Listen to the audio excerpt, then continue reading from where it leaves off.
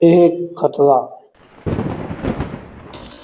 जो छुपा हुआ भी है और फैला हुआ भी है, जो ना किसी को दिखता है और ना सुनाई देता है, लेकिन फिर भी हर मुस्लिम घर से दहलीज के अंदर आ चुका है। एक जहर जो पैसे के साथ मिक्स होकर रिस्क की रूह चढ़ जाता है।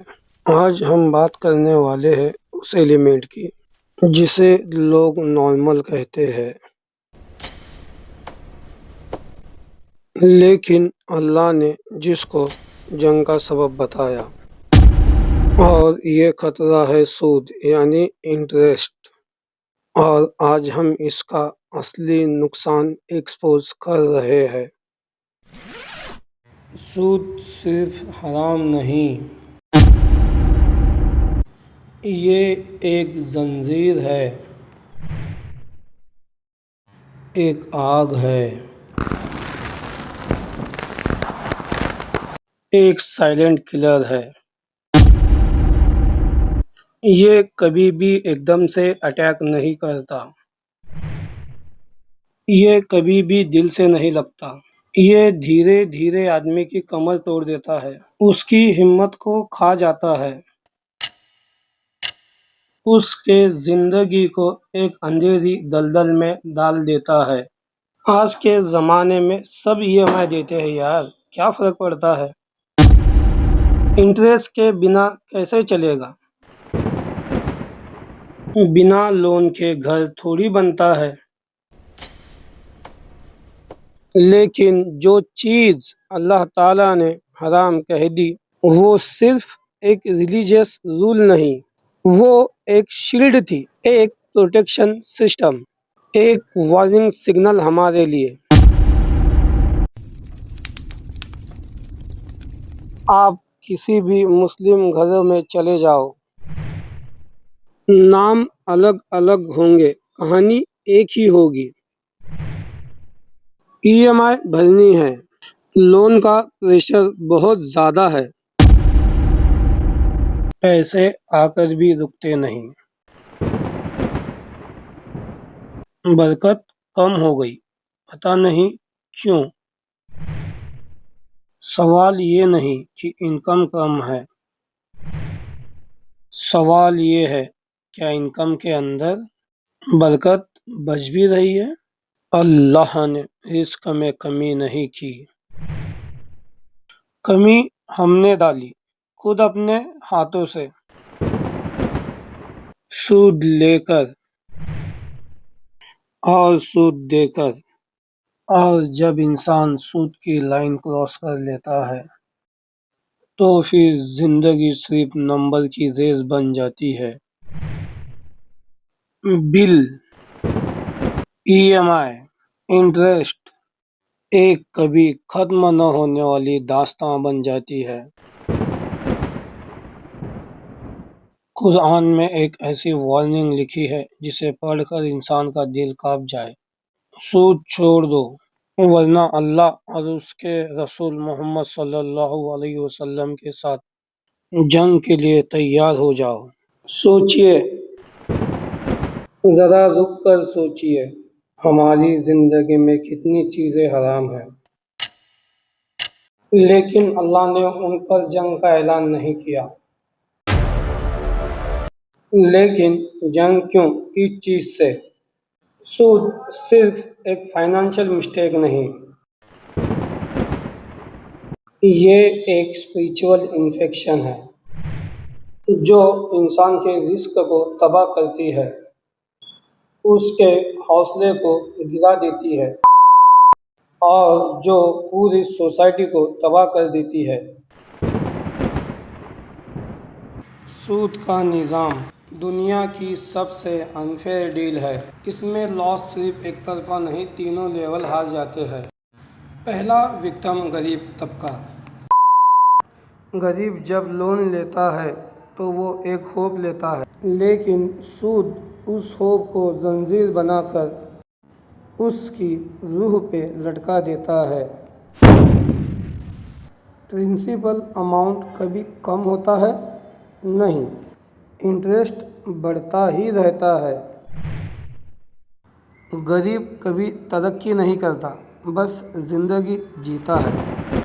मिडिल क्लास सबसे ज़्यादा मेहनत करता है, लेकिन जब वो सूद के निज़ाम में फंस जाता है तो उसकी सैलरी का सबसे बड़ा हिस्सा ईएमआई खा जाता है। अगर बिजनेस फेल हो जाए तो ईएमआई नहीं रुकती, अगर जॉब चली जाए तो भी ईएमआई नहीं रुकती, अगर बीमार पड़ जाए तो भी ईएमआई नहीं रुकती। बैंक को फ़र्क नहीं पड़ता, ज़िंदगी भले ही रुक जाए लेकिन ईएमआई की डेट नहीं रुकती। सूद पैसे को सर्कुलेट नहीं करता, वो पैसा खींच लेता है, सिस्टम से निकाल देता है। जब पैसे का फ्लो रुक जाए तो बिजनेस रुक जाते हैं, अपॉर्चुनिटी नहीं मिलती है। फिर नतीजा ये होता है कि कम्युनिटी ख़त्म हो जाती है। ये सब फाइनेंशियल कैलकुलेशन थी। अब चलिए रूह की बात करते हैं। सूद बरकत को खा जाता है। आपके पास 10 गुना ज़्यादा पैसे हो सकते हैं, लेकिन फ़ायदा कुछ भी नहीं होता। सूद दुआओं को रोक देता है। घर के अंदर फाइट्स बढ़ जाती है, नफरत, फ्रस्ट्रेशन, टेंशन, अजीब सी नेगेटिविटी बन जाती है। क्यों? क्योंकि जब बरकत निकल जाती है, पैसा रह के भी काम नहीं करता। इंसान जिंदा होता है लेकिन खुश नहीं होता। सूद का बोझ दिखाई नहीं देता लेकिन हर वक्त फील होते रहता है। आप देख लो, जिस इंसान पर लोन होता है वो हर वक्त कैलकुलेशन में जीता है।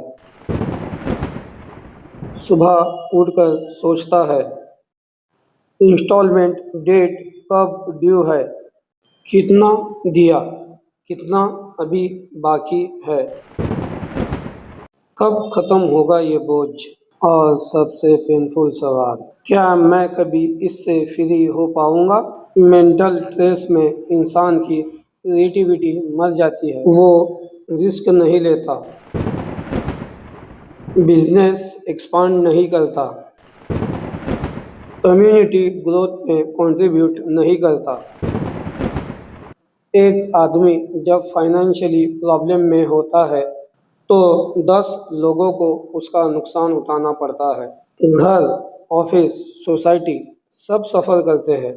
सूद का सिस्टम सिर्फ इंडिविजुअल को नहीं, पूरी उम्मत को तबाह और बर्बाद करता है। जब मुस्लिम कम्युनिटी इस निज़ाम में फंस जाए तो 3 चीज़ें होती है।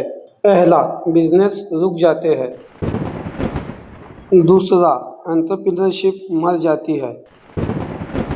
यूनिटी टूट जाती है। एक गरीब के पास आइडिया होता है, स्किल होती है, लेकिन पैसा नहीं होता।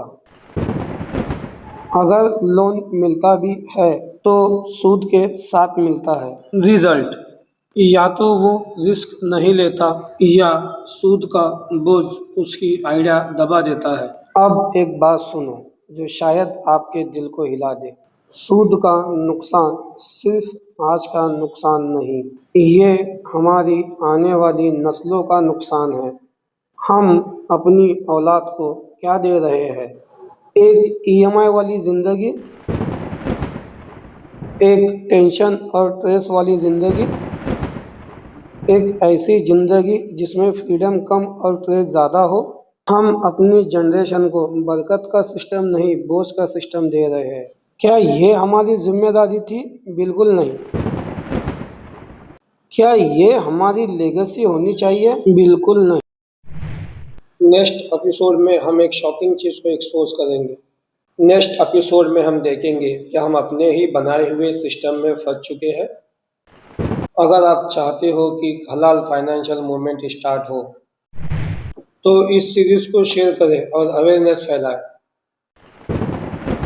ये सिर्फ एक डॉक्यूमेंट्री नहीं, एक मिशन है सूद फ्री उम्मत। इस सफ़र में हमारा साथ दें। अस्सलामु अलैकुम रहमतुल्लाहि व बरकातहू।